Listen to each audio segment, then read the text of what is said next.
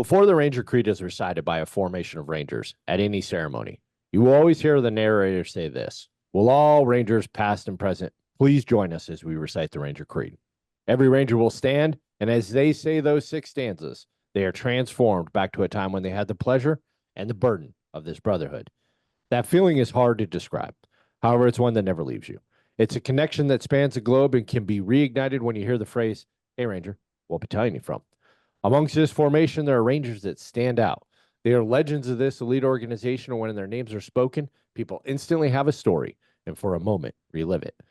Legends of the 75th podcast wants to capture that feeling and those stories. We want to ensure that these legends' triumphs and sacrifices never fade away. So sit back with your favorite adult beverage and listen to the stories from the Legends of the 75th. Hey, everybody, welcome to another amazing episode of Legends of the 75th podcast. We've got a lot going on right now.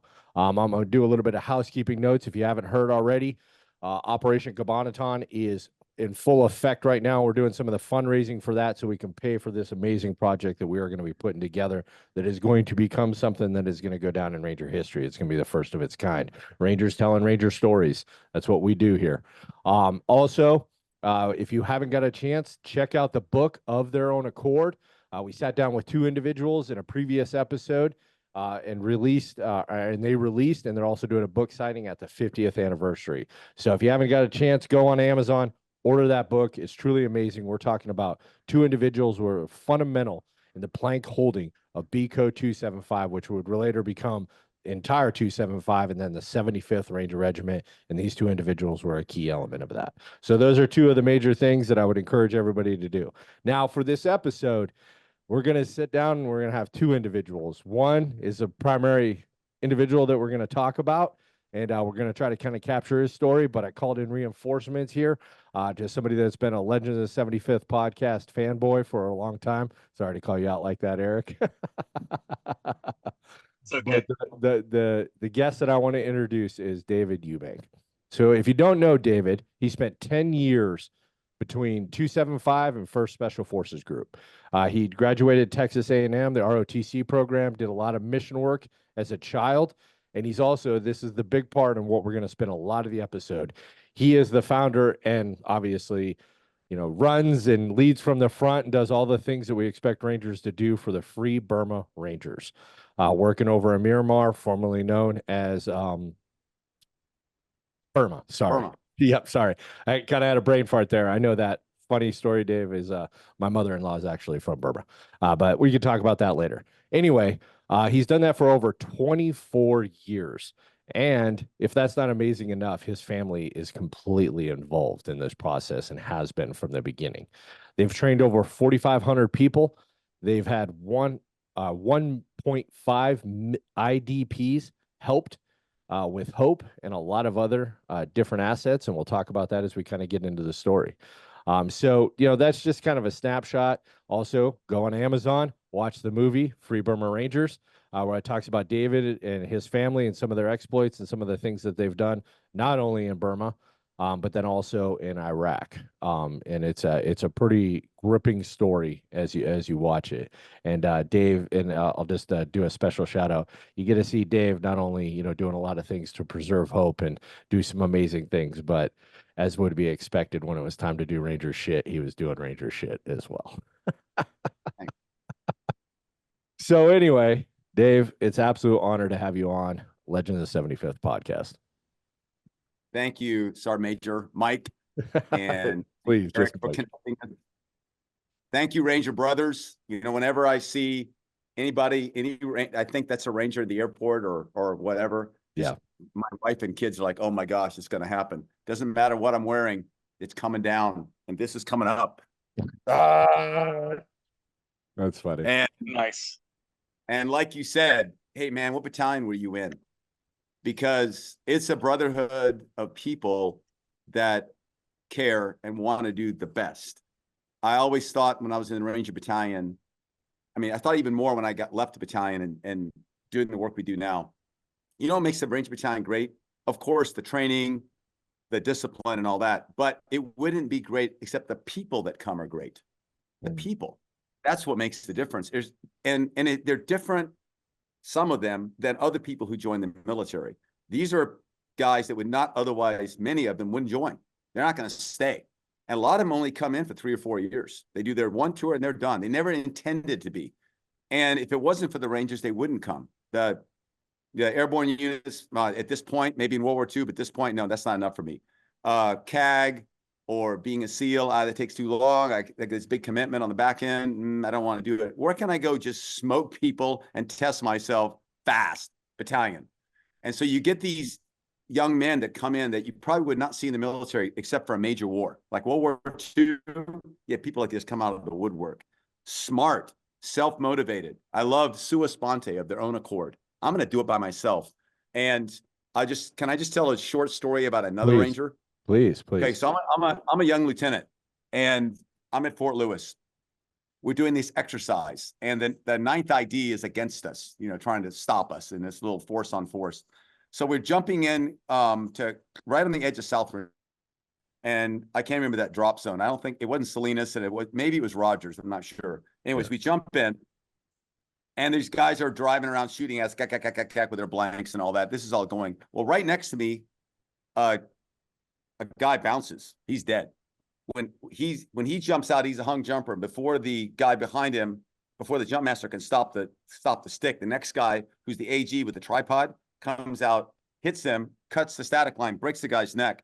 And this guy, his name is Pratt, falls and lands right next to me. Boom, and bounces like 6 feet. And I'm like, whoa. Go check him. He's dead. Does the medic come? He's dead. He's done. Well, the mission is going on. Nobody stops. Just medics come, take his body, and he's gone, and everything keeps going. So we get to our assembly areas, and we're on time, and we got everybody in my platoon except for the machine gun crew. Okay, machine gun crew's not here, but we hit this time, we got to go. So we're moving through South Rainier, which is like the jungle, man. And we the classic night movement of this dog leg at this azimuth, this one at this azimuth, all these multiple azimuth changes at night. Where's the 60 crew? Who is the 60 crew? Well, the 60 crew, the main gunner, it got hurt, so he's not there. The AG's in Ranger School.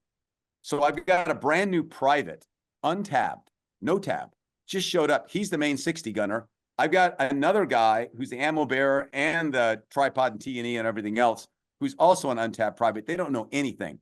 They've been in battalion 1 month. They know jack. When we went on this mission, we had the primary drop zone with all the stuff you got to memorize about assembly areas and the follow-on mission. With the secondary. In the air, they changed it secondary. Notionally, like we're taking fire from the first drop zone. So you got to think of this private. Doesn't know jack. And now he's got to memorize. And did he even listen in the op order? All this information. We land, we go do our thing. We're moving. I think, well, I won't see these guys again until the end of this exercise. It's dawn. We're in our little ORP, a little triangular shaped thing.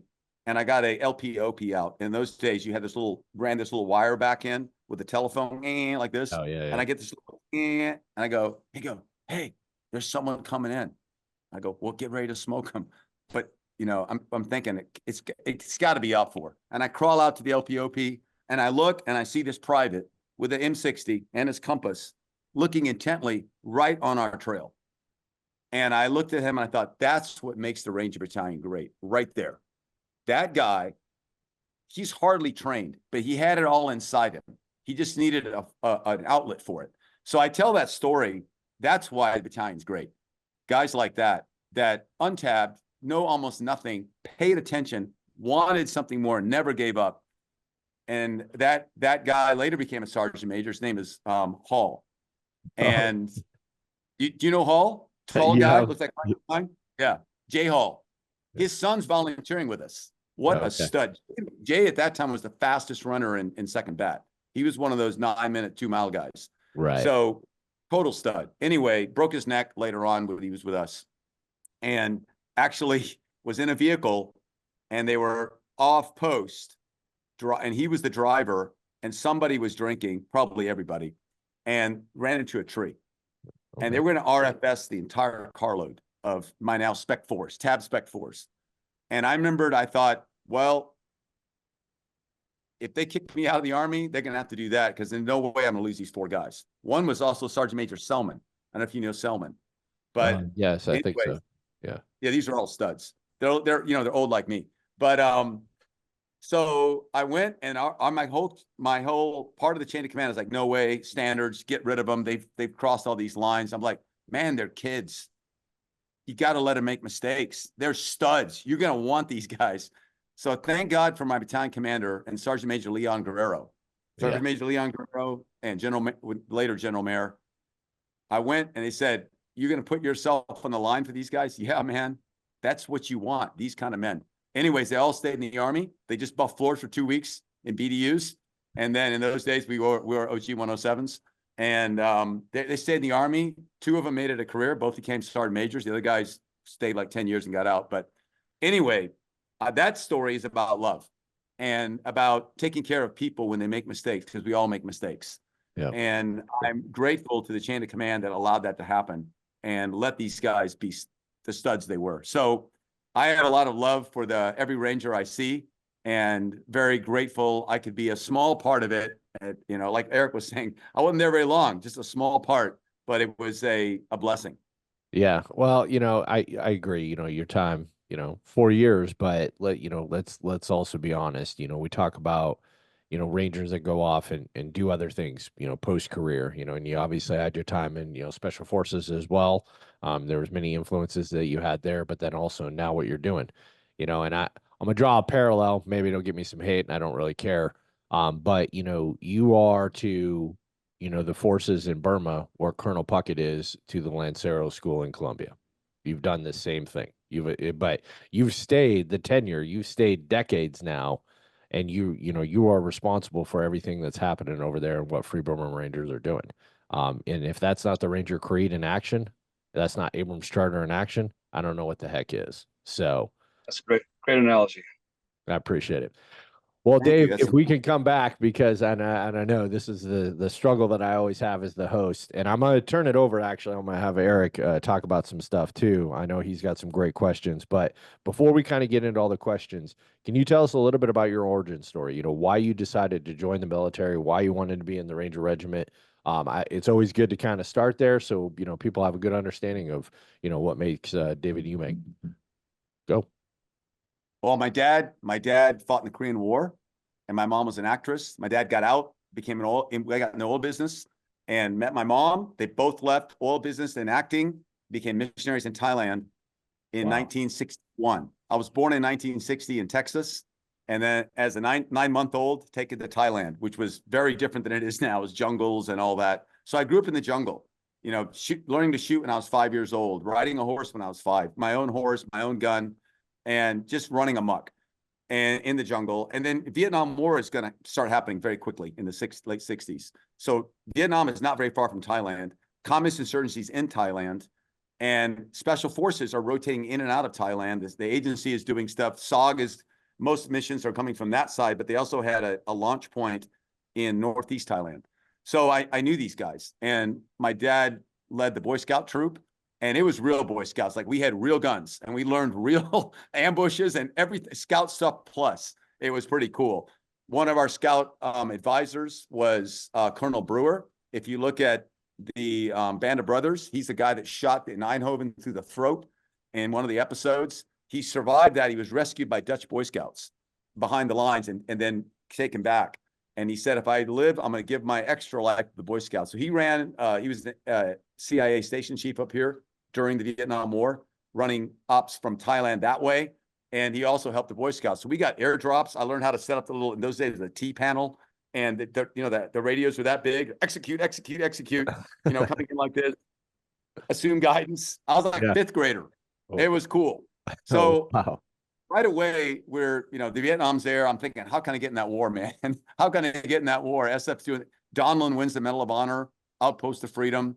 And I'm thinking, and then I remember seeing a comic book, Sergeant Rock, a comic book. And I was like, I don't know what grade, not even fifth grade, that point, maybe fourth grade. And then one episode, they were Rangers, and they were coming up, and they had the little Ranger thing on. And someone asked Sergeant Rock, who are those guys? And they said, those are the Rangers. I thought, oh, cool. So I read real books about them, which there weren't that many in those days. In the 60s, there weren't that many books about the Rangers. But I'm reading about them, Rudder's Rangers, Point to Hawk, all that. And then, of course, the 6th Ranger Battalion in Conowatu and prison raid and all the things they did. So as a little kid, I'm reading all of this. I want to do that. I want to be in special forces and run around with a loincloth and a 45 with all the ethnic guys behind the lines smoking people. And I want to be a Ranger. And so that was in my mind. But I remember standing as a 5-year-old looking in the backyard up at the sky. And I don't know why I thought of this. And I felt one day I'll be a soldier, then I'll be a missionary. I thought that. Okay. I don't know. Is that God? Is it me? I don't know. That's what I thought. So my whole life was about being a soldier, though. That's all I did. When I was 4 years old, I would go out at night with a little stocking cap and a smoking hot in Thailand because I saw it in a commando movie, and pretend I was securing my property, you know, in Thailand, and playing Army all the time. So I get a scholarship to Texas A&M University, Army ROTC. My grad went to Texas A&M. My dad went to Texas A&M. So, you know, I'm going. I go there, and while I was a cadet, I had the real privilege of going to Ranger school as a cadet, which was unusual. But Can you imagine? I didn't know anything. And these are the old days. And there was a guy named Swackhammer. I don't know if you ever met him. Sergeant Swackhammer looks like he sounds. 6'2", looked like Thor. And I'm 5'10", 150, man. I'm a little runner guy. And I wrestled at A&M, but I wrestled 141. I mean, I'm a small guy. And so I'm there. I don't know anything. I'm a cadet. The first night there, boom, they wake you up. You're running out there. The uniform is boots and rubber duck, weapon, and that's it. So we're buck naked, nothing on, just boots, naked, my weapon. He picks me up with one arm like this, presses me up in the air. Can you imagine, man? That's a lot of strength. Holds me in the air, and I'm naked there. My first day as a Ranger, right? Not feeling very manly. And he goes, "What you gonna do now, wild man?" And he drops me, boom. And he goes, and he knew I was a cadet, and they hated the cadets. And they told me, "I'm now the company commander, and he gave me this impossible series of maneuvers as a cadet. What am I gonna do?" Right. And I knew one thing. He puts me down and he looks at me like, "Okay, I got this cadet. I'm gonna smoke him the very first hour." It's like 3 a.m. And he gives me this complex of instructions. I stand there, I think real quick, I say a prayer, and I go, "Sergeant Major, post." And the guy, student sergeant major comes up and I tell him, "Whatever he told you, do that." And so I got out of that. my first use of an NCO, man. You know what you're doing. I'll follow you, man. And then they're like on me. They're like, we're going to kill this guy. Anyway, I don't know if you know Chris Sorensen, but Sorensen later went on to command a squadron in Delta. Sorensen was my Ranger buddy, and we were in the same class. And we kept cheating and moving around until we finally got to be Ranger buddies. True story. We were starting here and kept moving ourselves in formation. We ended up as Ranger buddies, went through the whole school together. Anyway, so now I've gone to Ranger school. I'm tabbed out, but I'm still in college. I go back, and then I get out. I mean, I graduate. I decided to go to Panama. I know there's going to be a war there, man. I don't want to miss that war. Go to Panama, and that's not in the war. I was the first to 187th, and then I became a scout platoon leader. I got to do lots of stuff. I found out that we couldn't do. Like, we had everything. My Foot Locker. So then when I became scout platoon leader, my HAC company commander was a Silver Star winner, 2 tours to Vietnam in the 1st Ranger Battalion when they jumped into Grenada. Captain Bill Ball, later retired as Colonel Bill Ball, total stud, the legend. He was Canadian, couldn't get in the fight, became an American, goes over, I think, with 101st, and then with the group, gets a Silver Star just in every fight he can get in, comes back, and he's this old, PL. Anyways, he was my HAC company commander. And when I was there, he said, "What are you going to do, when you get ready to make captain or next assignment?" Because the Panama is a 2-year tour. I said, "I'm going to group. I'm going to SF." And he goes, "Have you thought about the Rangers?" I said, "Yeah, ever since I was a kid. But they got a zillion rules, man. I just want to run them up, blow things up. And I don't want to ever not be a lieutenant. I don't care about this rank stuff. I want to be there fighting, man." And I navigated, and you can ask my guys. There's 2 things I will do as a platoon leader. I'll be fitter than everybody. You might beat me up, but I'll be fitter than you, and I'll race anybody with a rucksack on, and I will never be lost. I'm going to be up there with a point element. And if you don't like me, that's good. I'll get killed, and someone else will take over, but I'm going to be at the front because I know how to navigate. I always know where I'm at. So I know that's not very officer-like of me, but that's really how I operated. You can ask my guys. I was right at the front all the time. And my squad leaders, I even went without a platoon sergeant in battalion for almost a year, but my squad leaders now were like a family. And I was really like a really lousy NCO, more than an officer. But anyway, so I was in Panama and he goes, hey, you should go to battalion. And I thought, I should, because it's hard to go to group and back to battalion. It's not going to happen. And if you want to do both. So I went to second bat. I chose it because of the mountains. I love to climb. And I was in second bat. And what an awesome experience there. A lot of the guys I was with, went on like you to be great heroes. I mean, real heroes. And for me, this was the time there wasn't any big wars.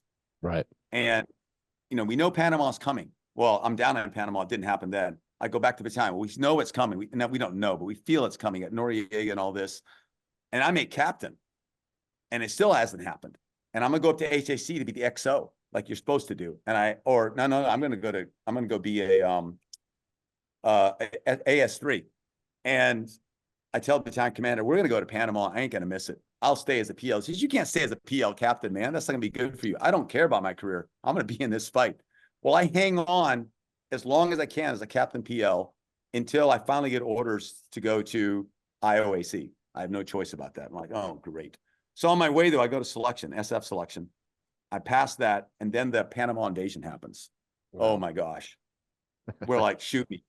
How did I miss that? Terrible. And but I'm in group now. Well, we'll go to war in group. But the first Gulf War was very short, and first group did not go. Yeah, they didn't go. And I'm in first group. My Halo team leader in first group, and going, oh God, you must hate me, because how did I miss Panama? How these little tiny little short wars, man? How did I miss them? And I thought, well, I'll just stay here. And next thing, I'm going to go to selection to go to CAG. That'll be my next thing. That's kind of our Scotty Miller, who later commanded the unit. Yep. Chris Sorensen, Pete Blaber. We're all the same battalion, all friends, all ran around together. We just go try out for that. But in the middle of that, also, I was thinking, I got a whole nother backstory I can tell, but I'll just say this. I was screwed up. I was full of myself. God was second or third in my life. I was first. And I pretended the army was, this and that, but I was selfish. And all my sins caused me to do a lot of, personal failure. Married someone I shouldn't have married for the wrong reasons, who's a wonderful person. She left me after 3 years. And I remember thinking, wow, I didn't do anything wrong. And I didn't do anything legally wrong. I didn't cheat on her. I wasn't even drinking in those days, nothing. And I said, Jesus, show me the truth of what happened when she left, because her parents were on my side. Everybody thought, she's so bad, you're so good, And I was on my knees, man. I was on my knees, and I started crying. And this verse came to me out of the Bible, and who much is given, much is required. I'd been given so much. She hadn't had much. I just took her for a ride. I put myself first, not God first. Totally wrong. And I began to see, and I also had a vision. I almost never had visions, but I had one that day. I saw myself on this little world on the globe, and there was the blue of the atmosphere and the black of outer space. There was a lightning bolt came through the black, through the blue, through me, this little man on this earth, and out the other side. And the name of that was divorce. It's a big deal. Just like the angels rejoice when we turn to Jesus, they must cry when we break up. Doesn't matter whose fault it is. It's humans trying to love each other, maybe for the wrong reasons, and it's tragic. So I realized I'm a loser, man. Wow, I never thought I'd do that.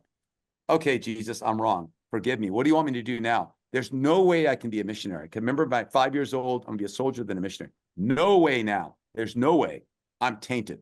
I'm going to be a soldier and put God first, my men second, and me last. And I'm going to be a soldier for you, God.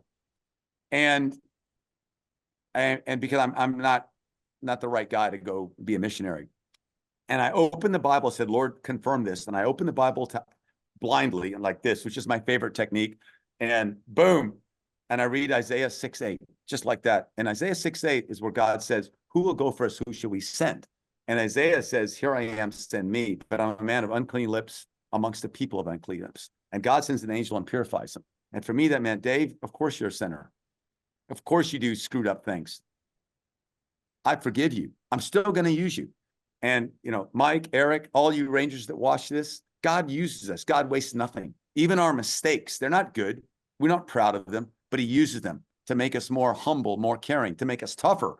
to make us push through and to make us not depend on ourselves. We're obviously not good enough. At least I'm not. Some people might be. I'm not. And okay, Jesus, I'm yours. And from there, thinking I'm going to spend the rest of my life in the Army, I had no idea about rank. I just want to go do stuff. Okay, I'm going to go to CAG now. I'm going to do this, go back to the regiment. If they'll let me, that's what I want to do because I loved it. I never got tired. But God opened a door for me and gave me a choice. Stay in the Army, like Sergeant Major you did, and that'll be good, or get out and see what happens. Neither was better. Being in the Army wasn't any less holy than being a missionary. I think they're equally holy. It's like, who are you serving? And so for me, I thought, well, I'm going to miss the Rangers a lot and SF, but I wonder what this other life is like. So I got out and been involved now, actually Burma 31 years, Free Burma Rangers about 27 years now as an organization. But my wife and I met another lady. I didn't deserve her at all. Her name is Karen. We've been married 31 years. Total proof God gives you because he loves you, not because you deserve it. We have 3 kids. They all grew up in the jungle in Burma. They all wear Ranger panties. And so 31 years now. And the other lady that I married, just want to finish that story. It's not finished, but she remarried and she had 2 kids. And she came to me and she said, I was wrong, blah, blah, blah, blah, blah. I said, no, I was wrong. We were wrong for each other. We just both equally stupid in different ways, equally selfish. I don't know. I can't speak for her. I'll speak for myself. But we'd forgiven each other. There was no animosity. And she came to me a few years later when I was remarried to Karen and said, will you baptize my girls? Because you're a missionary now. I was like, really? Me? Baptize your girls? I'm not worthy. No, I want you to do it. And I thought, wow, God, it's like a Christian soap opera. Here I am baptizing in the Puget Sound outside of Stillicum. Wow. And anyway, I say that part of the story because God reconciled us and even allowed me to be baptized these other kids. And right now I have my own kids and Karen, my wife, and they're all in battalion. They all know back in battalion, they sing this song. Every time we move out, they're going to be singing that little thing. And that's where we are now. That's amazing. Well, I should sum it up. Burma, 31 years. That's our main effort still. It's a 74-year civil war. We're involved in it. And then we've also been in Iraq, Syria, Sudan, Tajikistan, Afghanistan, and now we have a small rotation in Ukraine. Wow. Unbelievable.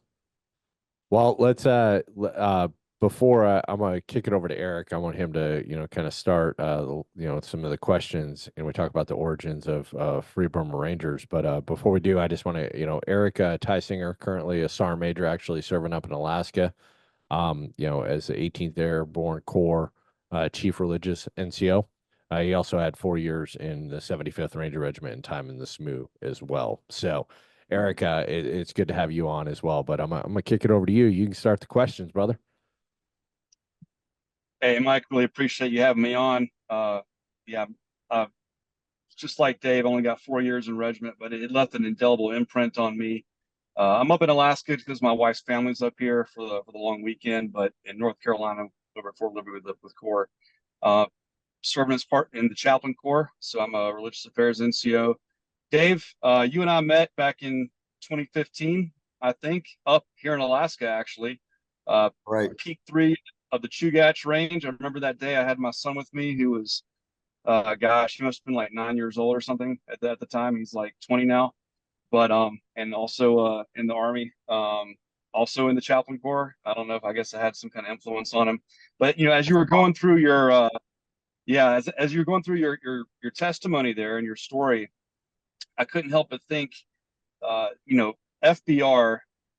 If you could just talk about the origin of how that came about, and then also, you're obviously a man of Christian faith, but the people you work with, the Rangers that you train there in Thailand, in Burma, in Kurdistan, they may not all be Christian.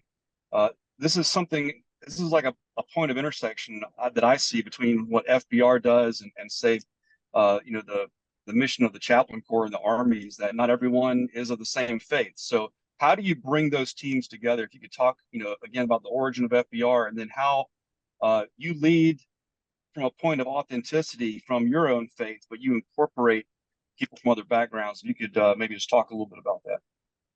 Yeah. So the origin and how we do this. Can I share one story first about Rangers? I always love stories. Absolutely. I just want to do that. This is to give honor and credit to battalion, and I hope it's an encouragement to anybody who's in battalion and what you learned and what you went through and why it's important. And it's not meant to be a self-glorifying war story. It's just what really happened and what happened in my mind. We're in the Battle of Mosul in Burma, 20-something years. ISIS starts up. We're asked to go help because as the person who said, hey, man, you're an NGO without any safety rules. You'll just go. So we end up with the Kurds and we end up in the Battle of Mosul. And we're mostly providing relief, treating wounded. My daughter's 16. She's driving the armored ambulance because she can drive stick and some of the guys couldn't. And everybody's involved. And I'm at the very front with the Iraqi army. We have many engagements. And one particular engagement, we're out in a street and it's ISIS is the middle of Mosul. This is Tamu 17, that neighborhood.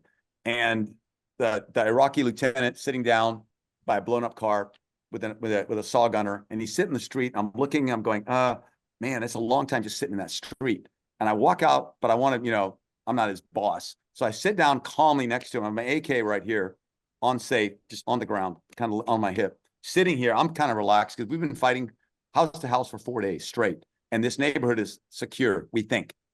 We don't know that our sister unit is not tied into us, that our security element we posted on this intersection, which is 10 meters from us, that security element has gone into the blown up house to look for food. There's nobody there.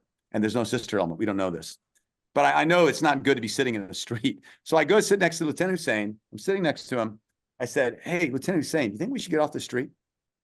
And at that moment, ISIS comes around the corner, 3 guys. They're 10 meters and they close to 7 meters. And I pace this all out after, and they open up on us. They shoot him 6 times. They shoot the saw gunner twice. The saw gunner runs back because someone yells mafakaka, which means suicide vehicle coming. You don't stand against that. 2,000 pounds of TNT coming behind that. It turned out not to be the case, but that's what people yelled. So our Iraqi squad hunkers down inside this little like carport area behind me off the street. It's just me and Hussein. And I remember thinking, I'm dead. Because I'm 7 meters, man. There's 3 guys, they're just shooting, and I'm like this, bad ranger. And I remember saying, God help me. And I just pivoted up to a knee, brought the weapon up. I don't remember it coming off safe. I remember the sight picture right on the first guy's chest. And it's like, boom, boom, boom, boom, boom, 6 rounds. Because I'm not like the sergeant major and you guys shoot 2 rounds and someone's dead. So it was like, boom, boom, boom, boom, boom. Whoa, I'm alive. Turn to the next guy. Guy shot me right here with an AK. My arm went off. I thought I'd lost my arm, but I came back. Okay, it's not bad. Boom, boom, boom, boom, boom. Shot him. The third guy advanced. He was shooting the whole time. The third guy came up. He was 4 meters when I turned and shoot him, and his eyes are like that big. So now I'm on the street. I'm throwing, there's more of them on this corner and this corner. So I'm throwing my frags. I'm changing magazines. I'm shooting. And Lieutenant Hussein is laying on his back saying, don't leave me, uncle. He's alive. 6 rounds. 1, 2, 3, 4, 5, 6 on his back. And I said, I'm not going to leave you, but I can't move. I'm just standing over him, bomb, bomb, bomb, bomb, bomb, throwing frags, shooting, and I'm yelling, help me, somebody help me. And 2 of my guys came running out. An atheist Marine, who's still an atheist this day, but he saved my life twice.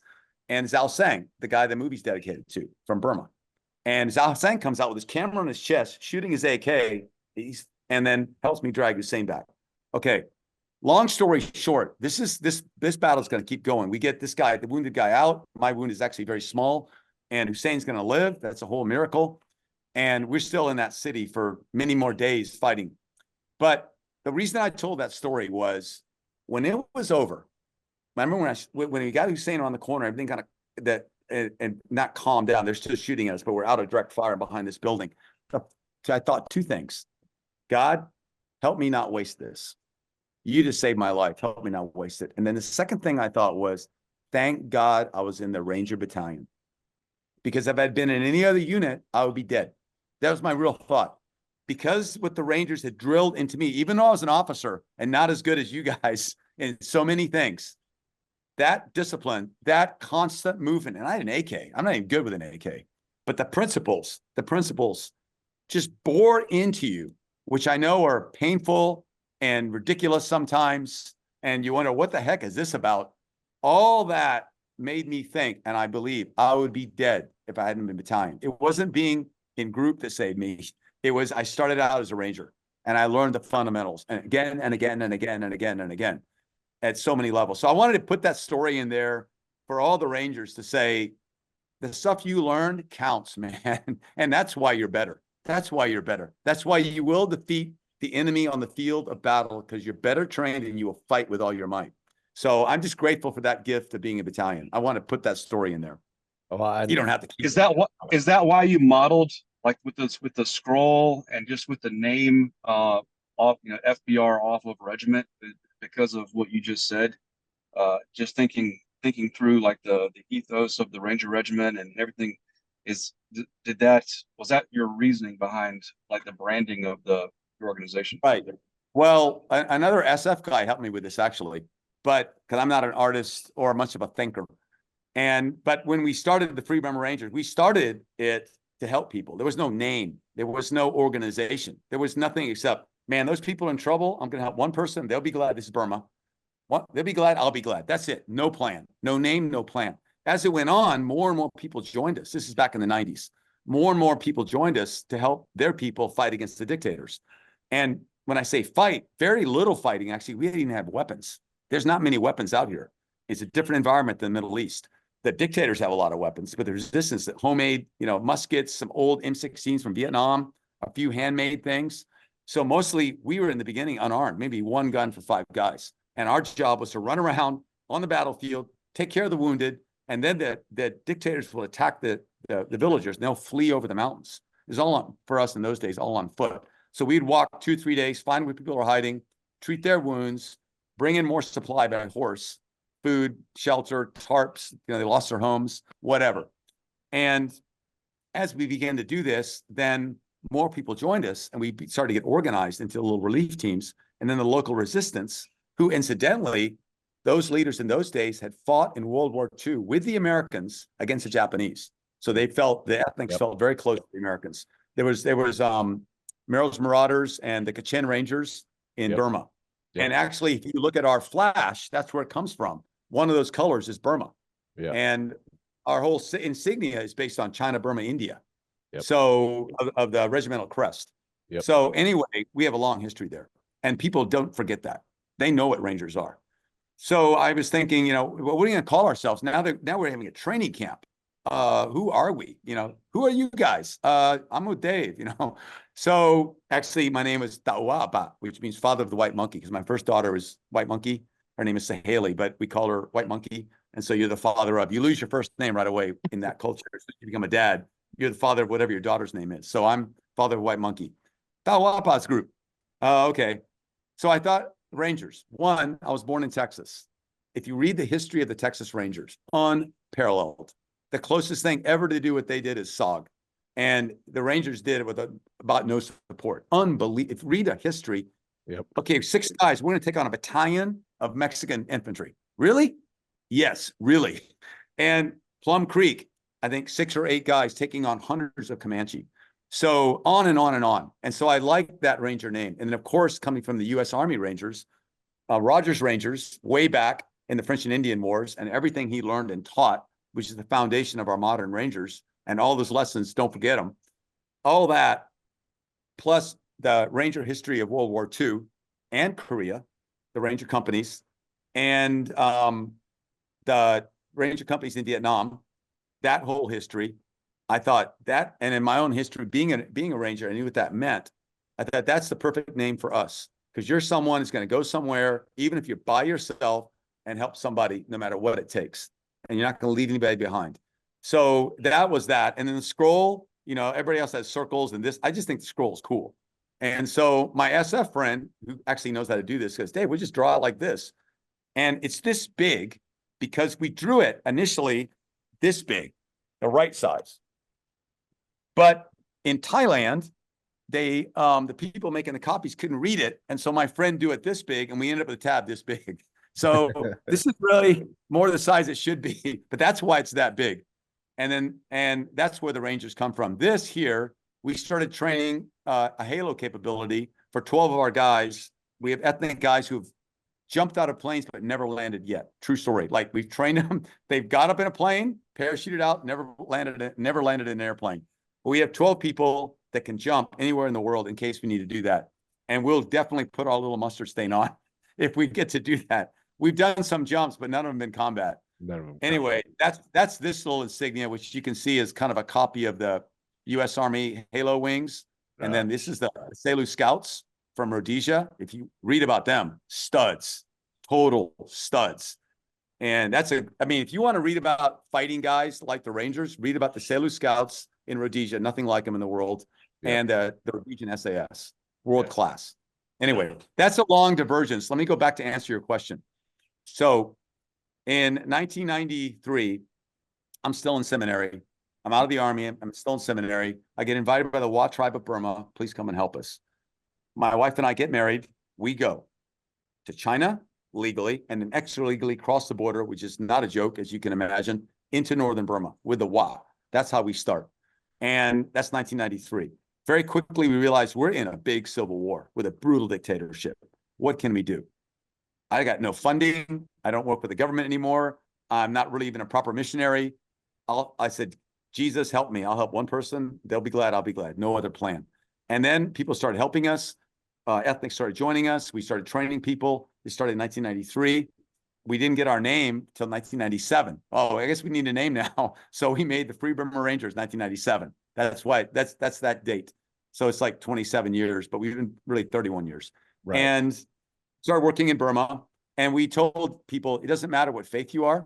In the Free Burma Rangers to this day, you can be an atheist, agnostic, Christian, Buddhist, Muslim, spirit worshiper, whatever you want, man. Just do this for love. And we have only 3 rules. One is you got to be able to read and write in any language because they do quality medicine, you know, how many milligram per kilogram and all that. Right. Quality medicine and reporting, you got to be able to read and write any language. Second, you have to do this for love because you don't pay the teams. You're all volunteers. Third, you cannot run if people can't run. You can't run if people can't run. That's it. And if you don't have a weapon, you still got to stay with them. If you have a weapon, that's when you use it. So those 3 rules, you can join us. And we're not elite at all. And I remember once we were looking at our training, which is a combination of like Ranger training, SF training, and Sunday school, all rolled into one painful package. In the middle of this training, I realized, man, our guys are getting lost a lot. Someone can't swim very well. We look like a bunch of bozos out here, man. Should we make a selection process and make this more like regiment? And we had a big meeting, all our ethnic leaders and all the new intake, which was that point was 70 people from 9 different tribes. You know, which directions do we need to go? This is kind of a fundamental issue. And we debated it back and forth. And finally, one young man from the Naga tribe, they used to be headhunters in World War II, but from the Naga tribe, they're not headhunters anymore. A lot of them are Christian, actually. He was a Christian. But he raised his hand. He said, can I say something? And he was a new private. And I said, yeah. And he said, in my village, I'm the weakest man. I'm picked last for sports. I am the stupidest guy. I graduated bottom of my class. Nobody really likes me that much because I'm not very useful. I'm not very tough. But I'm the only one from my village here. Please don't kick me out. Wow. And I thought, that's it. That's it. That's our standard. Our standard is don't quit. Yeah. Don't quit. So to this day, it's don't quit. And you know the studs, you know who they are, and they get a chance to be studly. And when the mission gets physically harder, the studs go there. And the guys that aren't as physically studly, and all of us in life hit that time, whether you get sick or get shot or get old, you're going to be not studly at some point in your life, for whatever reason. You break your leg on a jump. Well, or you're just plain fat, but you haven't given up. Okay, that's the rear element doing equally important work in the rear. And we work that out. So we're not elite at all. It's just don't quit. Yeah. And that's the most important thing in combat anyway. I'm not going to quit. I'm going to find a way, man. So we did this and we're still doing it. We have a training starting off here in a month for the last 20 plus years in Burma. And then when ISIS started their activities in 2014, by 2015, they'd taken over a third of Syria, maybe almost a third of Iraq. And I was asked by a friend named Victor Marks, ex-Marine, great guy, hey, would you come over to the Middle East because they don't have any NGOs in the front lines, man. You guys don't have any rules. And quite a miracle happened for us to do that because we were deep in Burma. Anyways, that's another story. We get out, my son and I, because my kids grew up doing all this stuff. And we go to Iraq. This is February 2015 with the Peshmerga. And the Ministry of Defense looks at my son, who is 9 at that time. He looks like a 6-year-old. I mean, when he was 6, he'd already climbed Mount Rainier. He's the youngest to summit Rainier, already climbed the Grand Teton, already shot big game. I mean, he's a little stud, like a little Kit Carson kid. He's a little stud. I love that. And anyway, but he's still this small. And the Minister of Defense goes, "You brought your son?" I say, "Yeah, your families are here." I mean, my son's not going to be at the front line kicking doors, but where families are, he can be. "You brought your son, your most precious thing. I give you my country. Go wherever you want to go." "Well, I want to go to Sinjar. It's ISIS all around it. And I know there's almost nobody helping." "Oh, I'll send you 2 platoons with armored vehicles to escort you." I prayed real quick. I said, "No, sir, I don't want it." "Hey, why not?" "I don't need it." And you know what I thought? You guys know this in the military. They send me 2 platoons, I'll do nothing. Because they'll be so scared to get in trouble. I'll have all this protection. I won't be able to do my job. Right. So we went up and no weapons. Right before we left, a missionary who was an ex-Marine gave me a 9mm, a Glock, and said, "Hey, you might need this." Okay, I got 1 Glock. 5 guys, my family, and a bunch of guys from Burma. Because now I took all these medics from Burma who are world class. They're basically 18, imagine being an 18 Delta, which is how they're trained. Being an 18 Delta with 20 years combat experience and no referral hospital. Like, you're doing it all there. You're doing the amputation, you're doing the follow-up, you're doing everything. They're phenomenal medics, but they're like lemurs, man, from Madagascar. They're kind of like, they're chewing betel nut, wearing flip-flops, nothing phases them. Bullets are going by. They're going, "Huh, that's not good." And they're like hobbits too. Like, when's second breakfast? When's third breakfast? So I had these guys from Burma with me, and the Iraqis like, "What are these brown guys, man? Are they ISIS?" No. They're from Burma. "Where's Burma? You know, Myanmar. Where's that? Yeah. Why did they come?" We came because people helped us. So anyways, we started working in the Middle East. We were with the Peshmerga. We were with the Iraqis. And that became, and we're still involved there. We went to Syria with the last stronghold of ISIS in Baghouz, 2019. We lost Zal, the guy who saved me when the Turks invaded in 2019, also with the Kurds then. And then we have a small rotation in Ukraine and a small partnership in Tajikistan helping Afghans. And that's kind of the scope of our mission. Wow. Unbelievable. God, Dave, you said that. Go ahead. Sorry, go ahead, Mike. Go. Dave, you said that you mentioned medical training. I know you guys also do videography. Can you talk a little bit more about all the different skills and what your teams bring to the fight? And yeah, just a little bit about that. So we have 150 active teams. They're very small. We've trained thousands of, How like you many said, people are on each team? 5 people. Okay, 5. So it's a 5, like an SF split team.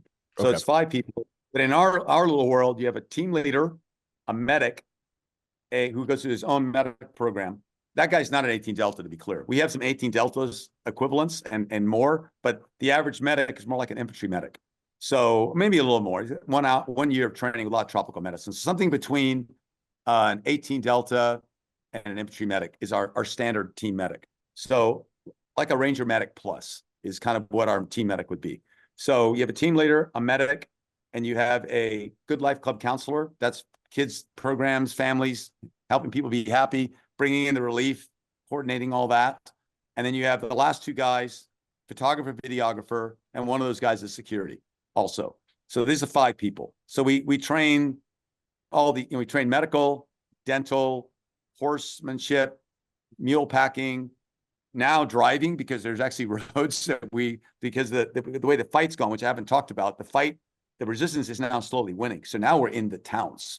So now we have trucks for the first time. So now how do you drive this thing? How do you not spool the winch to the end and pop it off? How do you put chains on? All that stuff. So vehicles and videography, interviews, rock climbing, rappelling, aid and litter, about 31 different topics that they covered in 3 months. And the morning starts, maybe 2:30 a.m., something we call stand to. You're under attack. Boom, boom, boom. Pack up your stuff. Run out, get in formation, get scolded because you didn't have this and that. Run back and forth, do push-ups. Oh my gosh, it's time for PT. It's 5:30 in the morning. Don't go to sleep. Now to do PT. Do the old Ranger run, super slow shuffle. Around and around and around and around. Push-ups. Jump in the river, get out, go to breakfast, come back, go to devotions, which are required, but you don't have to believe nothing. You got to go to that training called spiritual training. You can sleep through it. You can disagree. You can say your own thing, but you're going to hear about what God did for me. Different people can tell their own stories. And after that, you go to training, just sitting here in class, just like the Army, everybody's falling asleep and trying to learn like azimuth, declination. Imagine if you're illiterate. What is a declination? Like, oh my gosh. Well, thank God, Burma is like Georgia. You're only like 1 degree off. So your brain doesn't have to work very much. But you learn those basic skills that you learn in the Army, but ours is geared towards relief. So we do some personal combatives hand to hand, and we do some primary basic weapons training. So you safely know how to use a weapon. But our job isn't to go fight. So most of our guys are soldiers on their part-time. So they're already trained. We didn't really have to do that. They're already trained. And there are a bunch of Davy Crockett's, Daniel Boone, Kit Carson's anyways, running around the jungle. You watch them climb a tree, man, no branches, like a lizard. Unbelievable.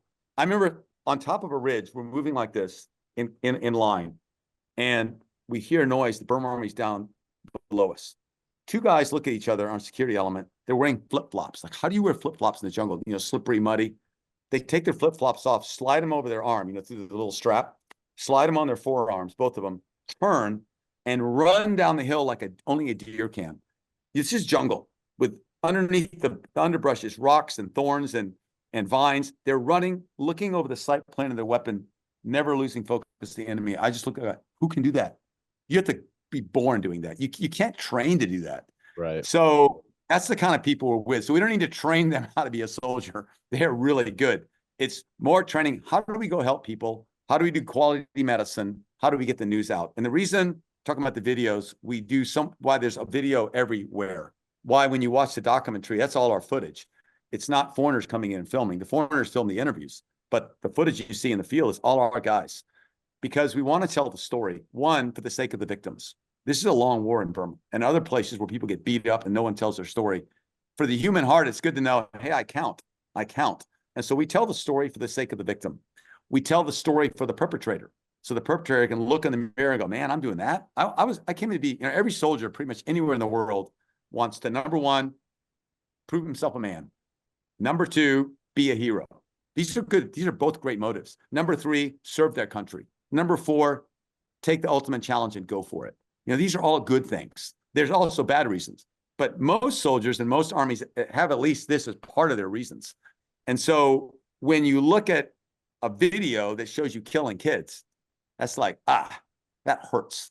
And so we do it for that reason. And we also do it for our supporters and that help us say, hey, thanks, this is what's happening. And for any government that might care, just keep putting the news out. You know, whether they do something or not, at least they can see it's happening. So this is why we have a big focus on media and having photographers and videographers on every team. Do you have anybody that's helping you train folks on that, or has it just been OJT? OJT, every now and then we'll have a pro video guy come in and give training, which always helps. But it's mostly now the guys that have been doing it for a while, training the other guys. Gotcha. But we always need experts that, you know, they feel like, hey, I want to go help for a month or something, be in the jungle and help these guys. Shooting is not that big a deal. Most people figure out how to shoot. It's editing it. It's making it into something that people can look at and want to look at. Well, I also thought it was impressive too, watching the documentary, you know, and some of the stuff that you guys have available online, that, you know, during these firefights and everything, you know, these folks are doing their task of capturing it, you know, and staying on camera and staying up there where, you know, the rounds are whizzing and everything else. I mean, that's a mentality within itself. It's one thing if you got a gun in your hand and somebody's shooting at you and you're shooting back, but now somebody's shooting at you and you're just standing there with a camera. That's a difficult task and a difficult ask. Oh my gosh, very. I'll try to send you. I'll try to find you the letter that Monkey wrote. Monkey was one of our top leaders, but he's the guy that films the rescue. He's running behind the tank with me, and he's filming the rescue. Someone else is filming him, Zhao, who's going to die later. But Monkey, his story of why he didn't want to go on that rescue is hilarious. But really, like, I ain't going to this thing. You know, could the kid just die? Could my leader have an aneurysm or something? I don't want to be part of this rescue. It's very honest. He's terrified. Right. And so, but he said, God opened this door for me. It's my job. I'm going to do it. But yeah, you're right. It's real scary because the film, you got to pop up, man. I want to come back to something you talked about too, David, is the importance of showing the world what's really going on. Especially when we talk about news cycles nowadays, you know, some of these things just become afterthoughts, because the news moves so quickly, and crisis to crisis, depending on, what people are covering is also dependent on, their political aims or whatever is going on, so, you know, just, a little bit more. I just want to kind of dive in a little bit more about why it's important to capture, these atrocities and these things happening, in Burma, Syria, Iraq, and all these other countries. Well, to me, it's important because everyone counts. Everyone counts. Right. And no one can choose, including me, where I was born, who I was born to. I do get to choose what I'm going to do. And if I choose to do evil things, I'm guilty. But in the beginning, I'm just there. And so God cares about everybody. And doesn't matter the color of their skin, their faith, anything. God also cares about actions. When you do the wrong thing, he doesn't like it. But evidently, he left it in our hands to do something about it. There was a saying of a Jewish guy that survived a concentration camp. It said, God, where were you? Where were the interveners? And he said, I made you. I made you to stand up to this. You humans got to do this. Yeah. I'm going to help you, but it's up to you. You're going to smoke people or you're going to help people. So it's important to tell people stories all over because they count. None of us can help everybody, and no country can help everybody, but we can all help somebody that's in front of us. And so whether it's there in the States and you look across the street and you go, I actually do have a couple minutes. No, I'm not going to die if I'm late and that person needs my help to change the tire, or that looks sketchy. Maybe I should go stand next to that girl because something bad might happen. Whatever Right. it is, we can all help somebody. And there's a great, as you've experienced it in the military, there's a great joy when you help people, when you show up and things change. It's awesome. And the U.S. military has the power to make things change. Sure. So I'm so grateful. Everything we did in Iraq and Syria was only possible because the U.S. military was also there somewhere. And maybe at that point when I was there, they were next to me on the ground, but they were up in the air. They were doing this, they were doing that. They were giving artillery, they're giving airstrikes. There was some Ranger unit over there doing something, some CAG unit over there doing something. And that gave us space for us to work. We couldn't just go in there ourselves. We'd be dead. Right. And so the discipline and what the American military and especially the Rangers give up in personal freedoms and time away from home gives people around the world a chance, both the victims and people like us that want to help. We can't do it on our own. So I'm very grateful. And back to telling the story. For me, I want to tell the story so people know what's happening, that's in their mind. And then they feel something like, oh, that could be my daughter. And then their hands can go to action, whether it's to help the people that I'm presenting, like in Burma or Iraq, or that motivation. I can help my neighbor, man. I can help someone next to me. So this is why we do it. And I definitely, when we get to the tail end, I definitely want to ask a question, about how people can contribute, how people can help and everything else. But I do agree with that. I'm sitting here thinking, and I think this would be a good segue. I'm thinking about my own children. I got 4 children as well. One of them, in the Air Force. Another one in college, and but my youngest daughter, she was complaining to me about today about some very, very trivial stuff, and I just sitting here thinking, I was thinking about your kids and the things that your kids do on a daily basis, and it's remarkable. In fact, I'm going to make her sit down and watch your guys' documentary, within the next couple days, because I think it'll be some amazing perspective. But I want to come to, I want to segue into your family, but also at the same time, I want to talk about something that you talked about multiple times in your documentary, and it's something you were just talking about, that hope, providing that hope, and that can come in many forms, just saving somebody's life. That's hope within itself. But, something I saw just countless times, your wife and, your kids are providing just moments, chaos. ISIS is closing in, around you, people are dying in the streets. Literally, you're helping somebody and they're dying, 50 feet later as they exit the building. and you guys are, you know, holding vigils, you know, you're singing songs, you're providing hope, you're giving treats and all this different kind of stuff. And I know you have a big product of that, but you know, your family is a team within this team as well. And it's unbelievable as a leader, as a father, as a husband, that you've been able to do this with your you know, your family. It's absolutely awe-inspiring. So I'd love for you to talk about, you know, what your family does and providing the hope and you know, just how, because you have to be proud, David. You know, I know you are, and you know, I'm sure you spend a lot of time, but you have got to be proud of what you've created with this family and what they do for these people. Well, thanks. I'd love to meet your kids, and and I could comfort your daughter saying, you know, my kids behind my back, we're getting ready to climb a mountain. They're just looking at each other like, you know. But then when I look at them, they told me, Dad, you never saw it because we never complained in front of you. We hated it. We hated so many things. But now they're like, well, but we're glad you, I said, should I not had you do it? They go, no, Dad, it was the right thing, but we hated it. Yeah. So they're like normal kids, but you know, they're like normal kids that grew up in the 1800s, wagons west. All kids are the same. We're all the same, but you could die. And so when you're out there in the plains of Nebraska and the Sioux are coming down, you're going to listen to mom and dad. You're not going to complain about small things, because where's the water coming from? Where's the next game you're going to shoot? And how do you not get killed? And everybody's got responsibilities, and you can see mom and dad actually know something. So our kids grew up like that. So to me, it was a big gift that our kids grew up without some other distractions. They grew up like in focus, in a war, surrounded by ethnic people at first in Burma that are their aunts and uncles and treated them such. And, you know, we would go into a village when my kids were real small.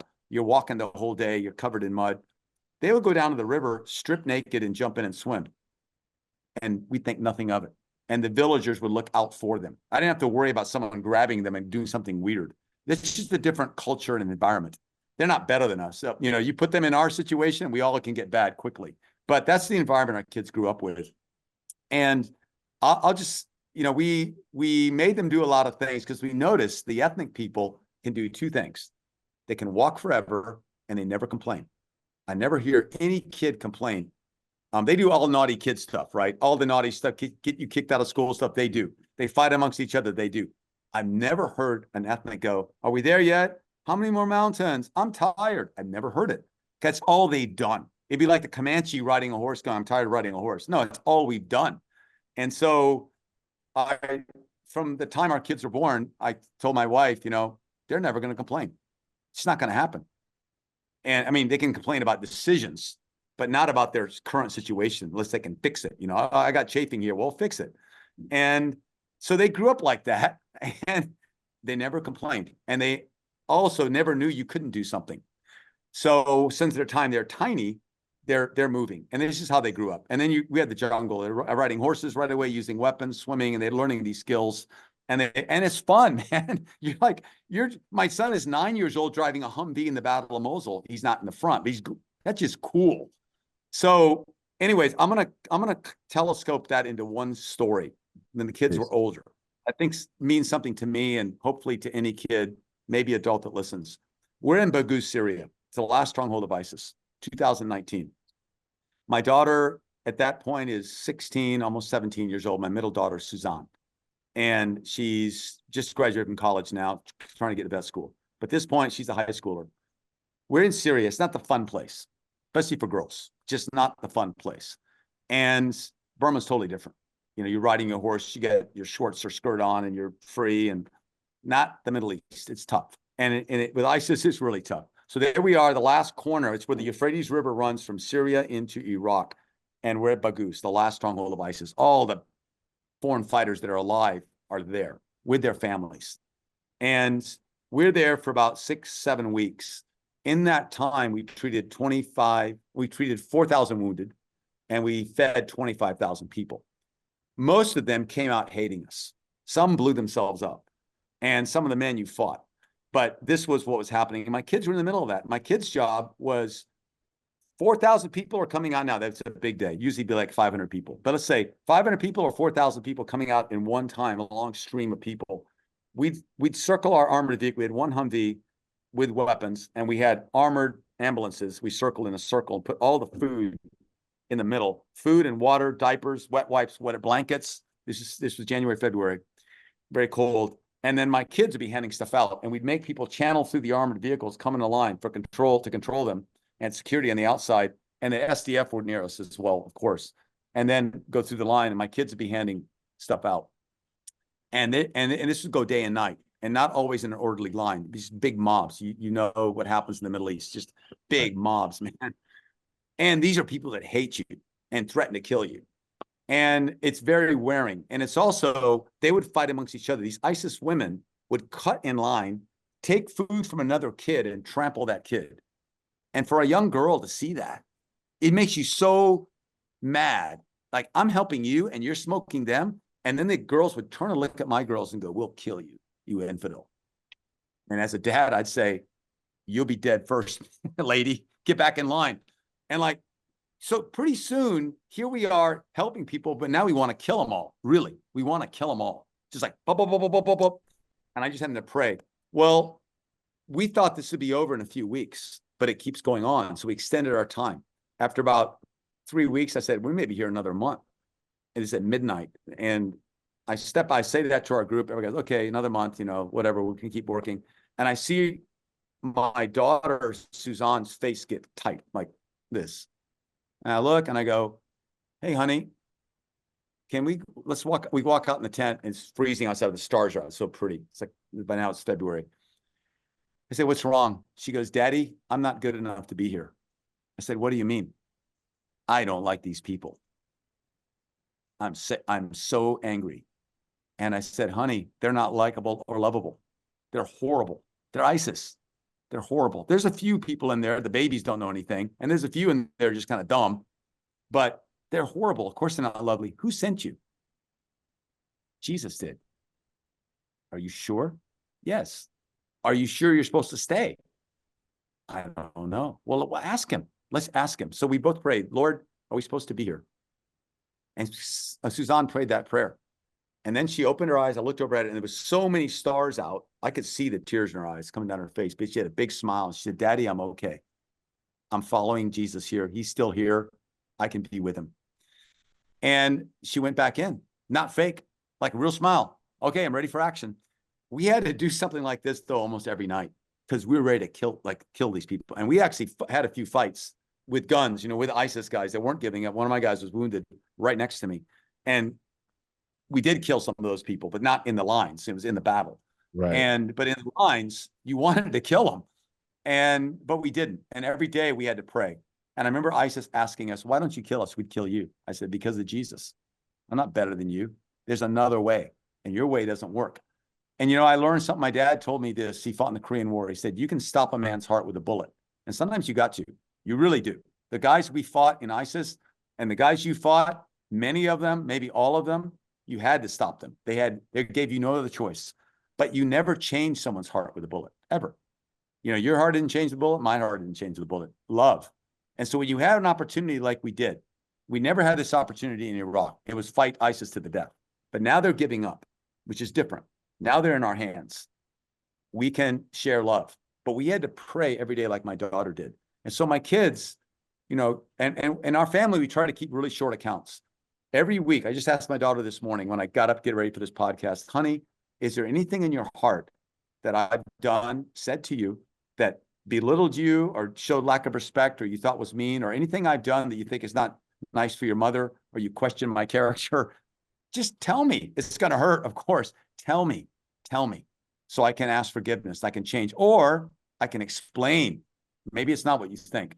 And so our whole lives, I'd say every week, our family, not like a little rule, but almost every week we're together. Our whole lives has been, we're doing this together. What do you all think? And whenever we make decisions anywhere, like we're going into Iraq, we're going to Syria, we always get the whole family together and pray. And we give up our own desires and hopes and dreams, our hidden agendas. We put them on the table. Our good agendas and our bad ones. We put them on the table and we pray and we say, "Let God lead us." And is there something we're holding against each other? Not every time. I thank God for the times the kids get, no, Dad, there's nothing. I'm like, oh, phew. Usually there's something I said that wasn't kind. There's something I said that was not respectful to mom or something. And I have to say, I'm sorry. So I realized, man, I'm a loser so many of the times, but we're like this. And if we're like this, we're not breakable. And so we confess our sins to each other. We hold each other to account. We don't try not to be led by comfort, fear, or pride. You can push someone really hard and love them. You can drive them till they pass out and love them. That's making them stronger. But we don't want to be led by comfort, fear, or pride. We want to love and forgive each other. So for our family, that's how we've grown up. And now they're kind of like y'all's kids. One's Pete's at Texas A&M, first month in the Corps of Cadets with a shaved head. And I got stories. He's funny, man.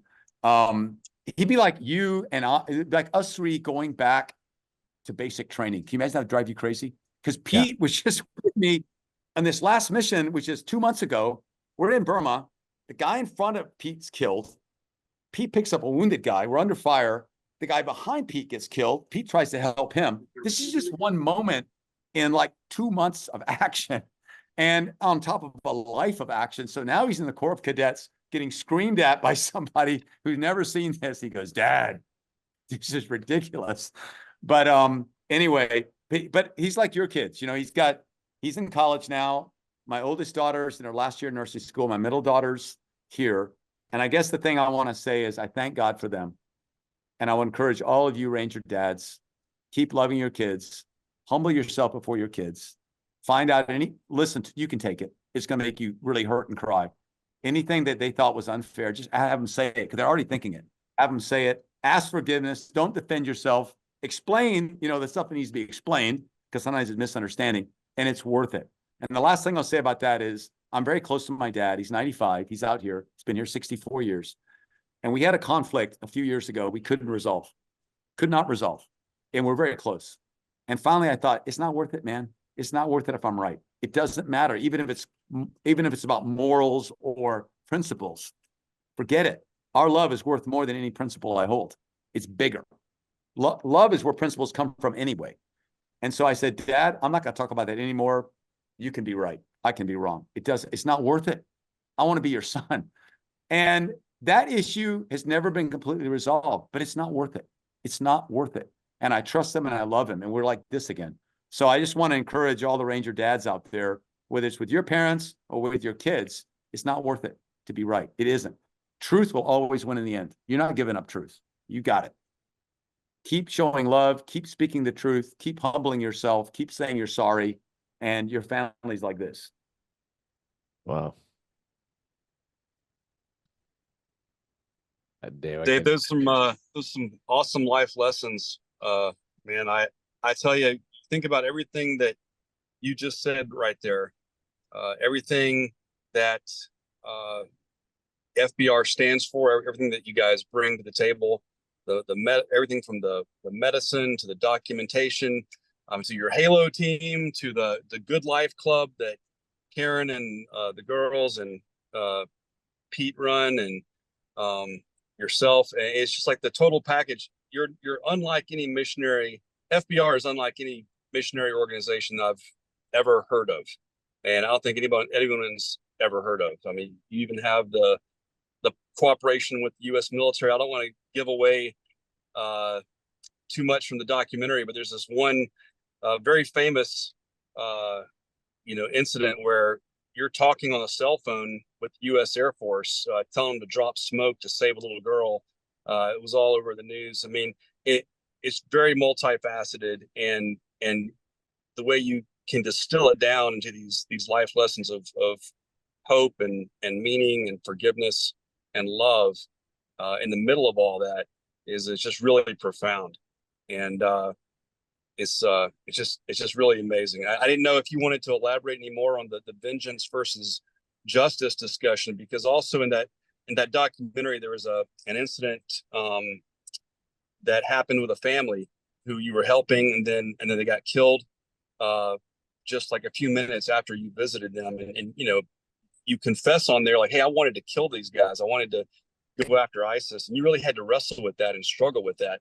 And I know a lot of veterans out there who are religious and or spiritual, they struggle with that too. It's like, hey, I want to do what my country's calling me to do, and I have done what my country has called me to do, and I've had to take another human being's life, but yet part of my belief system is I have to love and forgive. So if you could maybe talk a little bit more about that, and maybe some advice you have to the Rangers out there who may be struggling with the same thing. Yeah. First, getting back to getting support, we've never officially worked with the U.S. military, that's just not, because in Burma, they're not there. But in Iraq and Syria, we had a very close relationship, and calling in airstrikes, calling in 155. And that was because of a series of generals, and it goes back to battalion. It started off with General Valesky, who was finished as a 3-star, and he was a platoon leader with me. And I can't remember, he's Alpha or Bravo company, but same time I was. Well, now he's commander of the 101st in Iraq, and he goes, "Hey, Dave Eubanks is here now. Let's help him." And so he passed me off to a general named Steve Gilland, and another guy, Odom. Odom was Ranger Regimental commander. Yep. And he's now a general. And so I just keep getting passed to these generals. And then Scott Efflant, who was an armored officer, General John Richardson, another armor officer. But it all came from the Ranger family connection at first, passing my name on, and I'll be talking to them. They call me the 2-meter drone because I'm there telling them the truth, what I see. And they had the courage. They had the courage to give us support. And it wasn't always just smoke. I wrote a book called "Do This for Love: 3 Burma Rangers in the Battle of Mosul." And in that book, I only talk about the smoke, whether it was out somewhere or in the city or out. But they did more than that. We got HE. We got airstrikes. And it's not in the movie. But I never have talked much publicly because I don't want to get these guys in trouble, but I think they're retired now. Anyways. Pretty much everybody you just named has. Yeah, everybody you've just talked about has, yeah. Yeah. So, but they did it. They did it. And I'm on this iPhone and trying to remember, the FLOT. My FLOT limit is this coordinate, and I'm here at 75 degrees, 400 meters is the enemy. I give a quick salute report. They're at this projected 6-digit grid that I'm looking at the map and trying to project the 6-digit at this elevation, fire, boom. Oh yeah. Right 200, drop 100, boom. Okay. Fire for effect. You got him, man. You got him. And we did this a lot. It's like pretty unbelievable. But it didn't happen because I was special. It happened because these generals were willing to save lives and risk their career. At the end of the Battle of Mosul, I remember going in and meeting the TOC. And the very last scene, well, not the last scene of the movie, but close to the last scene with it, that smoke's coming in. It's white phosphorus coming in which is a risk too, coming in to screen us so we can rescue this kid. And it's a Iraqi tank we're following, which is another courageous thing, because that unit lost 32 Abrams. Those are the last 2 Abrams they had. Oh. So anyway, we get this kid, and the backstory though, I didn't know. When the battle's over, I go and meet General Efflant, and John Richardson and Efflant both were back and forth supporting us. But this case, it was Scott Efflant, and he said, "This is what happened right before that fire mission. I knew we're in the city now. We can kill civilians or get in trouble or whatever. So I told our whole battle crew, whatever you call it, it's an 06 down to a Spec 4 running that fire center. I'm going to sign off on everything. You guys are free. You guys don't have to do anything. I'm going to take it, because if it goes bad, you can go to jail." And he said the entire TOC said, "No, sir, we're in this with you. We're signing off." What brave Americans, man. Oh my gosh. The entire TOC signed off, and I got to meet them afterwards. I almost started crying. I said, "You guys are heroes, man. We could not do it without you. And you were serving something higher than your rules in your career." And they saved lives. Well, thank God they also didn't get in trouble for it. I hope they got rewarded for it because they saved lives. But I just wanted to add that part, that is the great people that we get to serve with and y'all get to serve with. They're there. And so if you get discouraged, like, hey, there's some really cowardly leaders here, remember there's some real brave ones too. And that's the ones we met and saved lives and saved our life. So what was the other question? Sorry. Oh yeah, no, thank you for sharing that, Dave. I just wanted to ask if you could elaborate on the vengeance and justice versus, or along with forgiveness and hope discussion, because there's a lot of Rangers out there, a lot of veterans out there who are believers and have done, taken another human life, done what their country has asked them to do. Think about, what Paul talks about in Romans, how the government is an instrument of God's justice. But on a personal level, we're called to love and forgive, like you just talked about at length.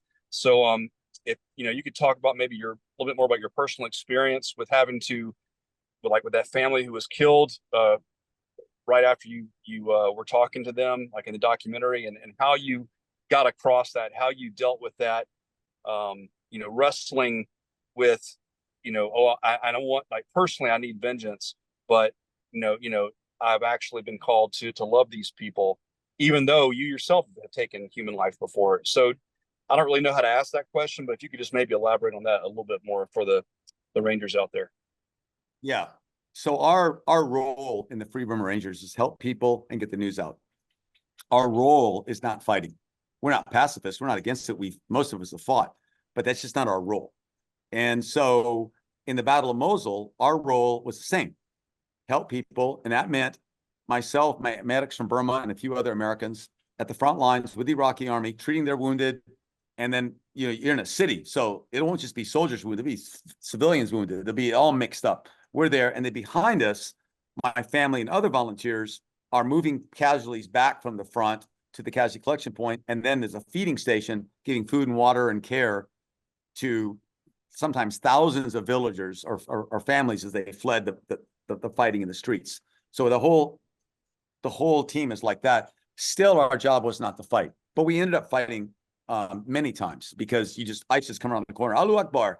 Or I remember there was a trench system they were in, and nobody could move, and we got engaged in that. Actually, the guy that helped me was one of our volunteers, young man named Micah, and he was not in the army and never been in the army, young missionary kid. And he's behind me giving suppressive fire as I'm clearing this trench. He later joined the 2nd Ranger Battalion, Micah Beckwith. I don't know if you know him, but 8 years in battalion, great guy.